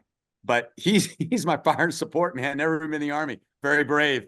Anyway, so we had experience of fighting ISIS and killing ISIS, even though it wasn't our role. It just happens, right? You got to deal with it. But I didn't think anything much of it. I always prayed for the guys that we killed. I prayed for them. I thought, I'm a senator, they're a senator. I'm not better than them. They're just doing the wrong thing. And thank God we won. So I would always pray for them. Jesus, please take them to heaven. Forgive them like you forgive me, and move on. I didn't feel much about it. And it was very clear. The Battle of Mosul was such an unambiguous time. I thought, this is like World War II. This is like fighting the Japanese Imperial Army or the Nazis. It wasn't like gray. It was so clear, which I really think makes a difference in your heart when you fight, because there's no ambiguity. And anyway, later on in the battle, we moved from the east side of Mosul to the west side of Mosul, and we're out of this place near Sahaji, Telke Suma area, which is on the west side, right below Badouche, and well in from Tel Afar, but close to the outskirts of Mosul, in the hills. And we'd been engaged with ISIS that day multiple times and fought them. And then we followed up into a village, and two guys ran in the village that were wounded. And one guy ran to the toilet, and we knew that. We kind of surrounded it, and he blew himself up. And we were very fortunate none of us got killed. It's like Mr. Bean, man, fell flying. Whoa!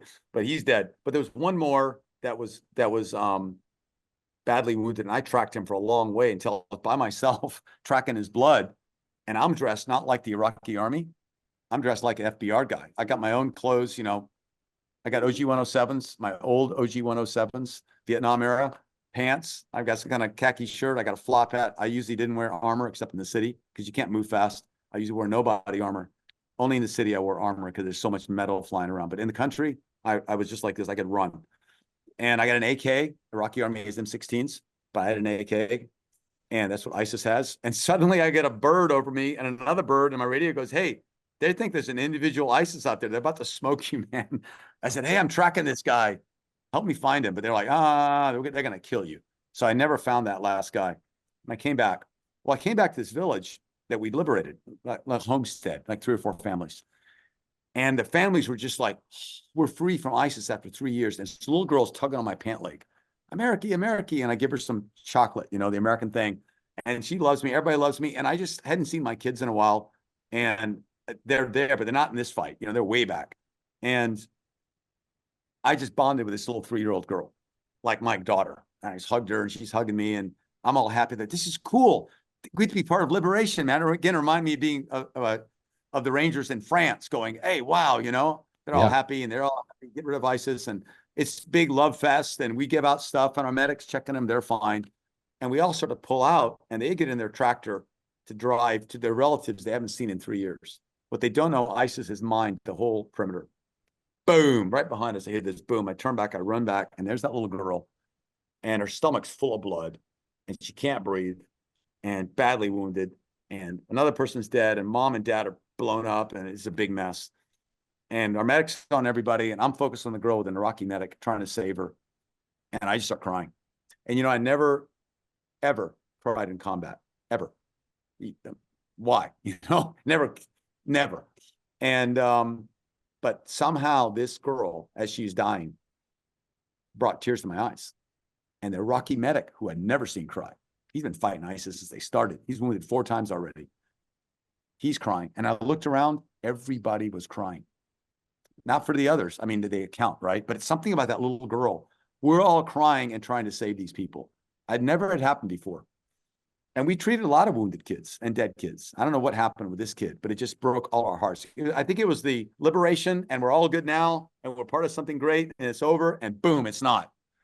And who pays the price? So she dies. And I remember taking her dead body and putting, her mother was all blown up in the back of the vehicle, but calling for her baby. And I said, I'm sorry she's dead, but I want to hold it. And her mom's all bandaged, half the face gone, but she's conscious holding the dead kid. So I remember I turned to Monkey, the same guy who filmed the rescue. And I said, Monkey, this is it, man. We're going to keep feeding people. We're going to keep helping people. We're a humanitarian group. And then we're going to kill ISIS every chance we get. Enough. That could be my daughter. I'm done. That's justice. And I can feel it as I speak it right now. And if y'all, I know many people watching this field know that feeling. I just kill these guys, man. They're so bad. And that night I went to sleep and I said, Lord, show me the truth of what happened today. The next morning, I got up about 5 a.m. because we're going to roll out with the Iraqi army in the next assault. And we're going to roll out at 6. And I get up at 5. I'm getting my gear together. I do my devotions real quick. And I open my Kindle up and I say, God, the truth of what happened yesterday. And my mission of justice. And I put my finger on the Bible and it said, vengeance is mine, says the Lord, I will repay. Oh, I look for another, I move another page, blindly put my finger, revenge belongs to God. 3 times in 3 places in the Bible, I found the same verse without looking for it. And it suddenly dawned on me, what I called justice was really revenge. And what's the difference? Love. Because if your kid, that someone you love did something really bad, you're going to be really mad, but you're probably not going to kill them or crush them. You're going to punish them so that they can change. You're punishing them so that they learn the lesson, not to destroy them. That's justice. Justice comes from love. Revenge is though, I don't care what happens to you, man. You've hurt me and I don't care. Die or whatever. And I just said, Jesus, I'm sorry. I thought it was justice. It's revenge. I give up revenge. Please forgive me. And when I said that prayer, something very unexpected happened. 2,000 pounds of weight left my shoulders that I did not know I was carrying. I didn't know I was carrying it. Right. Almost every sin I do, I know. I'm looking at a naked girl. I know what I'm doing. I know I'm making a mistake. I tell a story and embellish my side. That's not really the way it happened. I know when I'm sinning. But this one, I didn't even know until I said, Jesus, help me. and it was like 2,000 pounds left me. I was light and free. I thought, whoa, that's real. That would have warped me, because revenge never is satisfied. So you kill that guy. Well, there's not just one guy. You got to kill that guy, and then that guy, and that guy, and the world's full of them. And where does it end? Maybe pretty soon it comes back to you. Maybe you kill yourself. I don't know. I don't know where it goes, but it doesn't go anywhere good, and it doesn't heal anything. It doesn't bring back the dead. It doesn't change the perpetrator. It doesn't heal your heart. Does nothing. There is a place to stop someone's heart with a bullet. I know that, but it doesn't change their heart. And if you do it out of revenge, it affects you, not them. All they got affected by was a bullet. You got a deeper wound. Humans cannot handle revenge. We can handle justice, and we're supposed to. We can handle, saying you're sorry and doing the right thing and being brave. You're supposed to. You can handle mercy. You're supposed to. Cannot handle revenge. There's going to be revenge. That's the other cool thing. God says, I will repay. Oh, man. God can do a lot more to someone than I can. Yeah. He's got the whole entity. And so I gave that out, and I went out that day into battle, and I had this peace, and I walked point, and I had this peace that was, I don't have to fight anybody. I don't have to kill anybody. That is so peaceful. And that actually makes you faster, I think, if you have to fight. And we did fight, and we did kill ISIS after that, but I never had to. And that's a big difference. I wasn't obsessed. I wasn't oppressed. I was free. And that freedom to me came from God showing me the truth of what I was doing, which wasn't justice, it was revenge. And when you have to kill somebody, you never have to kill anybody, right? You can just give up. But when there's a time to kill somebody, you'll know. And if it's about justice, it'll be okay. But if you made a mistake, it was revenge, all you got to do is say, sorry, Jesus, please take that away. Help me. Jesus is a supernatural healer. There's no timestamp on it. Doesn't matter what our mistakes. He'll help us right now. So that's that story for me. Yeah, I appreciate that, Dave. Thank you for sharing that. Yes, thank you very much, Dave. I mean, you've been packed full of a lot of great things that just transcend time, and you got the WASTA to talk about, real-time events, that have happened recently. And when you look at, you look at all that you've done, and you look at the 30+ years with 3 Burma Rangers, in Burma, in Syria, in Iraq. I know this is going to be kind of a difficult question, but, and the people you've helped, but what does that kind of fill you with? What kind of emotion does that fill you with? What are your thoughts over the last 30 years? And the reason I'm asking that question is because what's your way forward? What are you going to continue to do? What are you guys working on? And what do you see? Obviously there's no end, but how do you continue to build on what you've already done and kind of pave the way for the future? Wow, what a question. That's a good question. It's a difficult question. I realize that. I'm sorry. I have a habit of doing that. You're good at this. Thank you, Sergeant Major. Hey man, a Sergeant Major, man. Anyways, he just helped interview my son and just smoked him in an interview in a good way. He just tore my son apart, like boom, boom, boom, boom, boom. I said, Pete, he goes, I know this Sergeant Major is killing me. Yeah. So that when you do a real interview, you'll know how to answer questions. You can't go, ooh, you can't. Anyway, that's what one of the many things Sergeant Majors do is build people up. So, but you got to tear some things down first that are not necessary. So I appreciate it. I'm filled with gratitude to God and to people, to y'all, to the Ranger community. I'll be going to I'm going into Burma soon, but I'll be coming out to go to the Ranger reunion on the 1st, 2nd, and 3rd of October, 275. I will see you there. Oh, cool. And that's part of my gratitude. I'm glad I got to be a Ranger. Again, I was the tiniest Ranger just a few years, and like 86, 87, 88, towards the end of 89, I left, and not very long, but what a blessing. I was surrounded by the best people and got to do fun stuff and break things and run amok. And many of those people are still my friends, and I'm grateful to see you all again is just special to me. And, you know, some of our team, you're going, where? There's a war over here. There's a war over there. No, Right. no, man, this is my family. I need to go see them. And they've all done great things. And they got a lot of cool stuff I never got. And I'm really happy for them. I'm really proud of them. Really glad to be part of that family. So that's how I feel about our work here in Burma, in the Middle East, a little bit in Ukraine, Afghanistan, Tajikistan.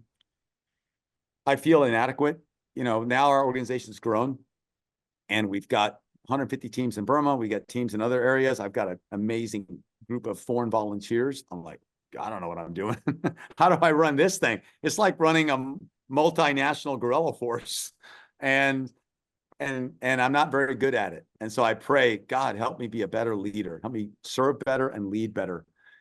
And the way forward, I think, is building up people. I just had a conversation. There's certain things that we do. There's certain things we don't do. And we do is love people. We do is help them. We do is build each other up. We do is say you're sorry when you're wrong and forgive when you've been wrong. If they say they're sorry, you got to forgive, man. These are the rules. This is what we do. I never want what we don't do. I never want you to tell me, hey, the vehicle's too full. We can't take any more people. Well, dude, figure it out. Strap them on the top, get more vehicles. Or we couldn't go there. Why? It was too dangerous. Is the need still there? No, it's not. Okay, you don't need to go. Is the need still there? Yes. Well, go, man. Figure out the safest, least dangerous way. I was telling our team, I never want to hear it was too full, it was too hard, it was too dangerous, ever. And you can make mistakes in all those areas. I'll back you all the way. You'll never get in trouble for being too bold, ever. And if our reputation gets sunk, so be it. We're not that good anyways. If you knew what we really thought and what we did, and we didn't get caught doing, we're not that great, man. So I'm not worried about our reputation. Do the right thing. And if you get killed or someone gets killed doing it, we're all going to cry together, of course. And we'll try to do better. But don't be led by comfort, fear, or pride. And when you're not around us and you can't ask for advice, just ask God. That's your real boss. Ask him. He'll show you what to do. Nothing done out of love is crazy. If it's love, not pride, not anger, not hate, if it's love, it's not crazy. Go do it. So this is the only way I know how to lead. And I tell our team, you know, we got to figure this out together because they're all volunteers. I can't control any of them. And in Burma, they're fighting for their lives. And I'm just grateful to be there. So as we go forward, I don't know, you know, the Burma war has changed. It's 74 years, but it's not stalemate.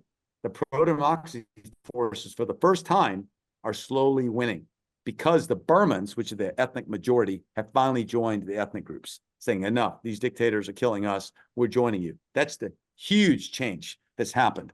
So I see Burma becoming free. Whether it takes 3, 5, 10 years, I don't know, but it's definitely shifted. 2/3 of the country are now not in the dictator's hands. We could all go together, 2/3 of the country. Couldn't do that 5 years ago. You had to walk everywhere, sneaking in the jungle. Now we drive some places. So I see that change happening, and our role is helping during that change, but I hope influencing the leaders about love, about forgiveness, because when they win, they're going to want to take revenge on all the dictator's troops. That's not going to work. They're not that great themselves, and that's just going to be hate on hate on hate. So you need justice. Some people will need to go to jail. Some people might even be executed, but there needs to be forgiveness in this. Otherwise, it's not going to work. We could be another war. So we have that unofficial role, but people listen to us because we've been there. We've lost 64 of our team killed serving them. I was wounded 2 years ago serving them. We had hundreds of our guys wounded. And so, and my kids grew up there. They listen because we're in this with them. We're not, observers and advisors from outside. We're standing with them. We don't run away either, unless they run. Then we run right with them. So I don't know the other places. You know, Ukraine is brutal, man. It's like World War III without the nukes. And we're tiny. We just do little rotations there. We're not even there all the time. So I don't know what God has for us. I know we need help. You know, any young Rangers or old Rangers want to come out and hump a rucksack again, you're welcome. We've got another great guy from 275, Vic. He was a medic. And, oh, man, his last name is terrible. He was just with phenomenal 18 Delta. Or SOCM, whatever that qualification is now. Right. Yeah. But Vic came out with us on this not the last mission, 2 missions ago. And the very first day he was with us, Not Gillespie, we had 50. is it? What's that? Gillespie? No. Okay. Okay. I'm gonna do 1 million push-ups when I see him. No, all good. All I got is Vic. Oh my gosh, this is terrible. Don't worry. Yeah. Oh, okay, got it. Vic Ngo, NGO. Oh, yeah. Sorry. Yeah. Okay. Yeah. I do know who you're talking about. Yeah. Yeah. Okay. Yeah. Little Vietnamese guy. Yeah. Yeah. I do. Yeah. Total stud. So he's out with us the very first day with us in Burma. 52 wounded, 18 dead right now in the first hour. That's a lot to take care of. We're in the jungle. There's no helicopter medevac. And he's just on it, man. There's guys face blown off, head injuries, legs blown off. We had a surgeon, fortunately, with us as well. But Vic is just saving lives. It's like boom, boom, boom, boom, boom. Phenomenal. So anyway, we want him to come back, and any ranger like that. I think, whether you come and work with us or anywhere in the world, I want to say this: go in love. And I always ask the question, what can I do to help you? Don't come in saying, I'm going to do this and this, because I tried that. It didn't work. It's like, this is what I got. How can it be useful? And that's what Vic did. That's what Mike did. Both of them were just with us in Burma. Phenomenal. So it's good to have Ranger. I look over the Ranger. I trust that guy, man. He's from battalion. He's squared away. And I think the Ranger battalions, my opinion, more than any unit in the military, any branch, any service, any part, any designation, the Ranger battalions are like this more than any unit. You can close your eyes, reach in and grab any fire team, and it's the same product. They will kill you. They will kill you. And they're too scared to slack off. They're too young and scared to go to sleep. Other elite units and specialized units, I was in SF, we're a little more variable. We're a little more relaxed. I'm not always sure we're right on it. We might have more experience and more skills, but if you want to be sure of something, ask the Rangers and don't get in their way. They're going to smoke you. That's my experience. Yeah. With credit to all the units, because they're full of Rangers too. Well, Dave, on that, if people want to get involved, just like you said, you need, hardy Rangers, out there, helping you, or, if it's, some other kind of way financially or anything else, what's the best way to do that? I think first thing is pray, and, because maybe God wants you to do something else or help other people. That's the most important. And the second, in terms of helping us, is financially. If God leads you, you can give donations. That's how we exist, on people's donations. That's how we help people.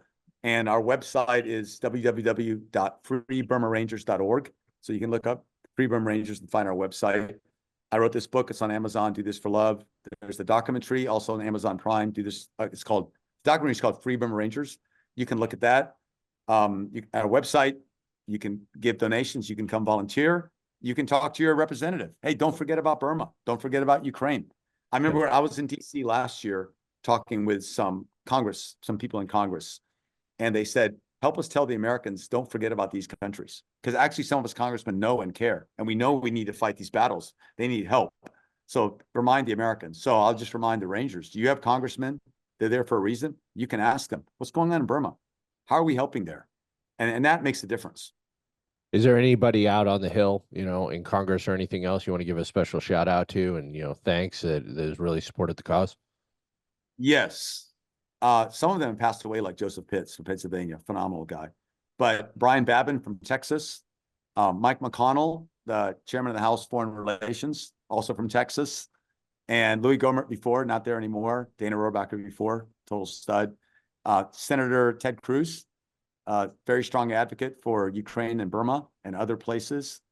And those are the ones that come to my Pete Sessions from Texas, another wonderful congressman. Those are the main ones that come to my mind. Yeah.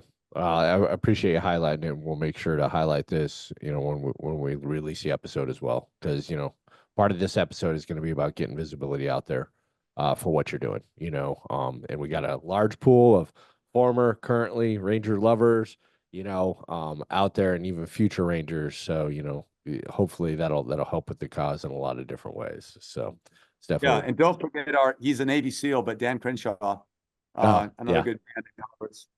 Yeah, absolutely. Absolutely. Well, I have one final question before we kind of wrap up, but before I ask that question, Eric, is there anything else you want to ask about or you want to talk about? No, Mike, take your friendship over the years. I'm Mike's. I was a fanboy of the podcast. I'm a bigger fanboy of FBR, and it's been a privilege to interact with you. Highly recommend everyone listening to support the Free Burma Rangers and y'all's mission in all the ways that you mentioned, but especially through prayer. And again, thank you for what you do. Well, thank you, Eric, and I appreciate all the connections and everything that you've done, and you currently do also for the military. It's a difficult time. There's a lot of changing things in the military, so it's good to know that we got leaders like you out there, still influencing and making a difference within our military. So, well, Dave, the final question I kind of have for you, and I ask every Ranger this that comes on the podcast. It's definitely one of my favorite. If you could speak to all Rangers, past, present, and future, we had some mythical thing that can make this happen, what would you say?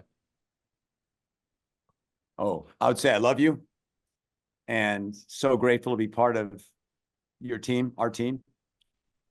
Grateful to our ancestors from Rogers all the way to now. And I would say serve God with all your heart, your soul, your mind. Give him everything. Surrender to him. Don't surrender to anything else, nothing else, but surrender to him. And then you'll be free. And you'll be free to be the person you're made to be. And one of those things was a Ranger, is a Ranger. And so I'm grateful to be part of that. And anything I could do for any of you Rangers, I'll do it or try. Thanks. Yeah. Well, thank you, Dave. I definitely appreciate you taking the time. I know you got a lot going on and you're in transit right now. We weren't unfortunately able to catch you when you were stateside, and Eric out there in Alaska currently, but we managed to make it all work so that we could get both of you fine gentlemen on here to kind of share the story of the Free Burma Rangers. Hey, everybody listening, really appreciate all the support so far, but let's show some love. Let's get on to Amazon, download the movie, watch the movie because it'll support the cause. Get a hold of, and we'll include all this stuff in the link, a copy of Dave's book.